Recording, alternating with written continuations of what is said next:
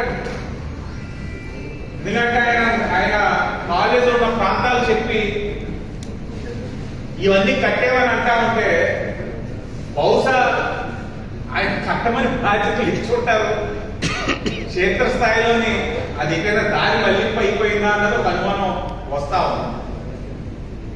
మీరు కూడా వాస్తవాలు ప్రజలు తెలియాలి.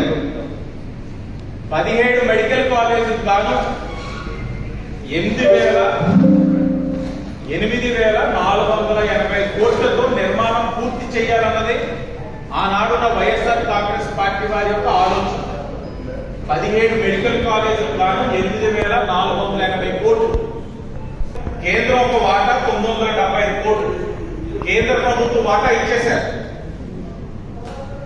అలాగే మెడికల్ కాలేజీలు నిర్మిస్తామని చెప్పి వారు చేసిన అప్పు, అంటే ఈ రాష్ట్రంలో మెడికల్ కాలేజ్ వైఎస్ఆర్సీపీ ప్రభుత్వం చేసిన అప్పు 4,948 కోట్లు.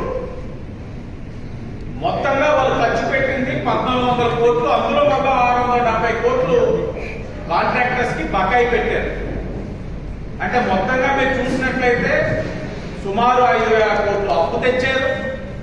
కేంద్రం నుంచి 975 కోట్లు తెచ్చేసుకున్నారు. 1,400 కోట్లు పనులు చేసామన్నారు. ఆ 1,400 కోట్లు మరలా ఓ 700 కోట్లు కాంట్రాక్టులు బిల్ స్పెండింగ్ పెట్టి దిగిపోయారు.